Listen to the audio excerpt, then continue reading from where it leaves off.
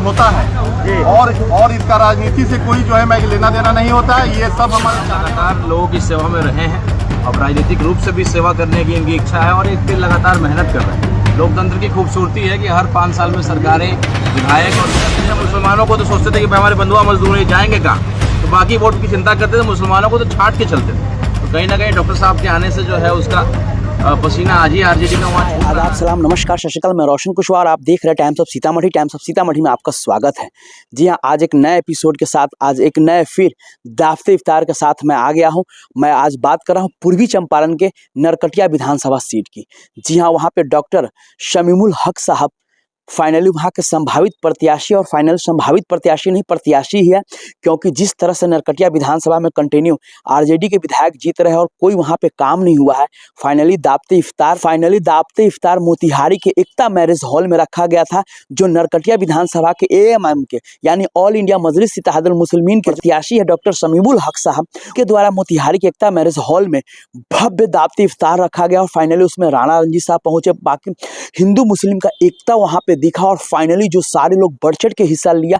इससे कहीं ना कहीं जो आरजेडी के विधायक है मोहम्मद शमीम साहब को घबराहट होने लगी कि वाकई में यार कोई अगर हमें मात देने के लिए आ गया है तो ये है एमएम के प्रत्याशी। फाइनली शमीमुल हक साहब ने क्या कहा और राणा रणजीत साहब ने क्या कहा, चलिए आइए सुनते हैं उनकी ही जुबानी। होता है और इसका राजनीति से कोई जो है मैं लेना देना नहीं होता है। ये सब हमारे चाहने वाले लोग हैं और ज्यादातर 12 माई नरकटिया के लोग हैं और सारे जाति और सारे धर्म के जो है मैं लोग हैं। आप देख सकते हैं कि जहाँ एक और राणा रणजीत सिंह हैं तो दूसरी ओर जो है डॉक्टर शमीमुल हक हैं, वही हमारे अफरोज साहब हमारे मैं जो है बरुआज से जो है हैं। और ये सारे जाति के लोग, सारे धर्म का लोग, और हर साल लोगों की मोहब्बत धीरे धीरे बढ़ती जा रही है।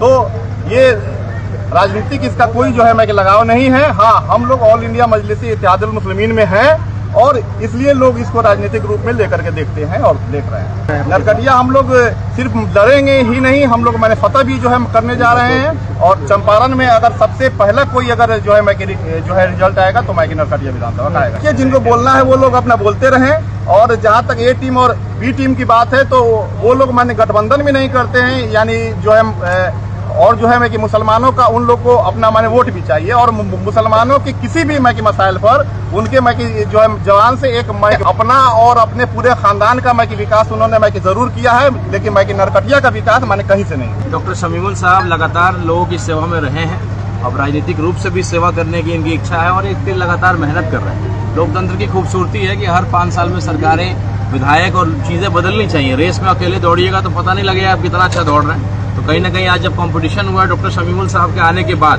तो परिस्थितियां बदली हैं। कई मुद्दे जिसका वो चर्चा भी नहीं करते थे, मैं देख रहा था नहर का मुद्दा हो या कई ऐसे मुद्दे जिसकी वो चर्चा भी नहीं करते थे। मुसलमानों को तो सोचते थे कि हमारे बंधुआ मजदूर जाएंगे कहाँ, तो बाकी वोट की चिंता करते थे, मुसलमानों को तो छाट के चलते थे। तो कहीं ना कहीं डॉक्टर साहब के आने से जो है उसका पसीना आज ही आरजेडी का वहाँ छूट रहा है। और जो बात आपने गठबंधन की कही है, हमारा दरवाजा खुला हुआ है। 5 विधायक हमारे थे।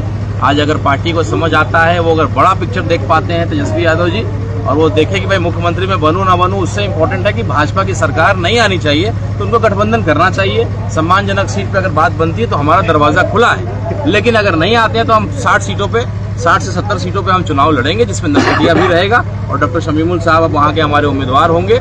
और हम 10-12 सीटें जीतेंगे और बाकी सीटों पे ये है कि 10,000, 12,000, 15,000 वोट आएगा तो सीधा नुकसान आरजेडी को करेगा। आप जोड़ लीजिए कि 40 सीट पे भी अगर डायरेक्ट नुकसान उनको होता है तो क्या उनका हश्र होगा, वो सरकार कभी नहीं। ऐसा है कि कोई भी जब अपना नया शुरुआत करेगा, चाहे जनस्वराज की बात होगी चाहे किसी की बात होगी, जब तेजस्वी जी मन से ही कह देते हैं कि इंडिया चाहे एनडीए, जब वो खुद ही कह देते हैं कि भैया तो मैं पक्ष में बैठूं या विपक्ष में बैठूं, मुद्दों की बात तो होगी नहीं। तो जो प्रयास करेगा वो कहीं ना कहीं किसी या तो अच्छा करेगा या नुकसान करेगा या जीतेगा। हमारे कर्पूरी जी ने कहा ही था कि पहला चुनाव किसी को जो है अपना पहचान बनाने के लिए, दूसरा किसी को हराने के लिए और तीसरा जीतने के लिए।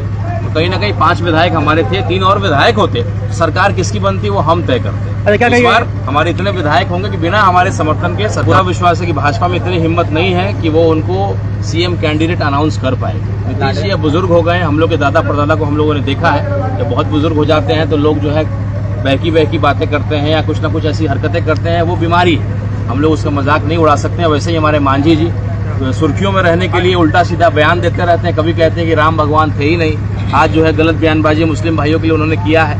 तो भाई अगर आपको रहना है लाइमलाइट में तो कई अच्छे मुद्दे हैं, उसके बाद उसको बोल करके भी आप रह सकते हैं। आप हमेशा कुछ ना कुछ उल्टा सीधा ब्राह्मण के बारे में कुछ बोल दिया था, बाद में ब्राह्मणों को बुला करके भोज देने का प्रयास किया था। ये दोनों बुजुर्ग लोग हैं, अब कहीं ना कहीं इनको रिटायरमेंट लेना चाहिए। निशांत की पार्टी में एंट्री हो रही है, बीमारी जो है निशांत की एंट्री होनी चाहिए, क्यों नहीं, बिल्कुल होनी चाहिए। नीतीश जी अब बीमार हो गए हैं, मुझे पूरा विश्वास है कि नीतीश जी के लड़के हैं तो कुछ ना कुछ संस्कार उनका होगा। नीतीश जी ने 2005 में निश्चित रूप से विकास किया है, इससे कोई बिहारी इनकार नहीं कर सकता है। लेकिन आज जो परिस्थिति है, आप इतना टैक्स लगा दे रहे हैं हर चीज़ों पे, शराबबंदी अगर इतना ही गलत होता तो भाजपा शासित सभी राज्यों में होता। लेकिन बिहार में सबसे गरीब राज्य बिहार है, लेकिन सबसे महंगा पेट्रोल खरीदते हैं, सबसे महंगा बिजली खरीदते हैं और सबसे बुरे और फटीचर हालत में आज बिहार हमारा है, क्योंकि कोई विजनरी मुख्यमंत्री नहीं है। सत्ता परिवर्तन होने जा रहा है बिहार में, एक नई सरकार, एक ऊर्जावान सरकार आने जा रही है और निश्चित रूप से बिहार जो अपने से बेहतर राज्यों के साथ तुलना करेगा, रेस में उनको देख करके दौड़ेगा, पीछे देख करके कि 2005 में क्या होता था, 2005 से पहले क्या होता था। ये बातें जो है बिहार का चुनाव लड़ा, मैंने देखा कि शिवहर इलाके में कई मुस्लिम भाइयों ने उनको वोट दिया था, क्योंकि सेकुलर छवि उनकी है निश्चित रूप से। गिरिराज सिंह जैसे लोग या भाजपा वाले कब उल्टा सीधा बोलते हैं तो हमेशा फटकार लगाने का उन्होंने काम किया है। लेकिन इस बार चूंकि बीमार हो गए हैं, अगर वो अपने सही हालात में होते तो निश्चित रूप से वक्फ बोर्ड के खिलाफ रहते, क्योंकि मुस्लिम का वोट उनको मिला है। आज वो जहाँ भी पहुँचे मुसलमानों की अहम भूमिका रही है, लेकिन अब उनकी तबीयत ठीक नहीं है और उनके अगल बगल के जो लोग हैं उनके अंदर अब भाजपा का आत्मा है। केवल शरीर जेडीयू में है, लेकिन आत्मा जो है भाजपा का हो चुका है, इसलिए उनको जो है बांध दिया गया है। कहीं ना कहीं वो अब अपना डिसीजन लेने में सक्षम नहीं है। प्रशांत किशोर कह रहे हैं कि जन स्वराज की सरकार बनेगी 25 में। अच्छी बात है, प्रशांत किशोर जी की सरकार बन जाए और नया बदलाव हो, लेकिन इतना आसान नहीं है बिहार में। उन्होंने 4 सीटों पे चुनाव लड़के देख लिया। एक कहावत है, बंद मुट्ठी लाठी खुल गई तो खाकी।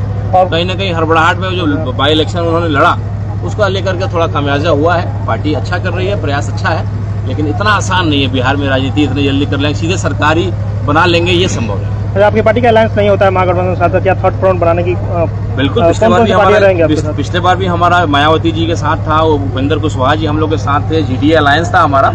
और इस बार भी कई ऐसी पार्टियों से बात हो रही है। आप देखिए जो एक लोग दाग लगाते थे कि एमआईएम केवल मुसलमानों की पार्टी है, तो ये बिल्कुल राणा रंजीत जब खड़ा है और आपके सामने बयान दे रहा है एमआईएम के पक्ष में, तो आपका जवाब आपको खुद मिल रहा है कि अब ये मुसलमानों की पार्टी नहीं रह गई है। मैं एक सियासी परिवार से आता हूँ, मेरे पिताजी इतने लंबे समय तक सियासत में रहे, मैं इस पार्टी के फ्यूचर को देखता हूँ। और एक बैरिस्टर जो असदुद्दीन ओवैसी साहब जिन्होंने लंदन से पढ़ाई किया है, प्रदेश अध्यक्ष अख्तरुल ईमान साहब जो ईमान के इतने पक्के हैं कि करोड़ों रुपए को लात मारा, मंत्री पद को लात मारा, और उन्होंने अपने जो है समर्पण ओवैसी साहब के खिलाफ समाज के प्रति जो उनका है उसको निभाने का उन्होंने काम किया। तो ऐसे लोगों के नेतृत्व में काम करना हम लोग के सौभाग्य। मुल हक साहब प्लस राणा रंजीत साहब ने बेबाकी से अपनी बातों को रखा और विशेष जिस तरह से ये दावते इफ्तार किया गया था एमएम यानी ऑल इंडिया मजलिस इत्तेहादुल मुस्लिमीन के प्रत्याशी शमीमुल हक साहब द्वारा, आप लोगों का इस पे क्या कहना है प्लीज कमेंट करके जरूर बताएं। तब तक के लिए बाय बाय, टेक केयर, देखते रहिए टाइम्स ऑफ सीतामढ़ी।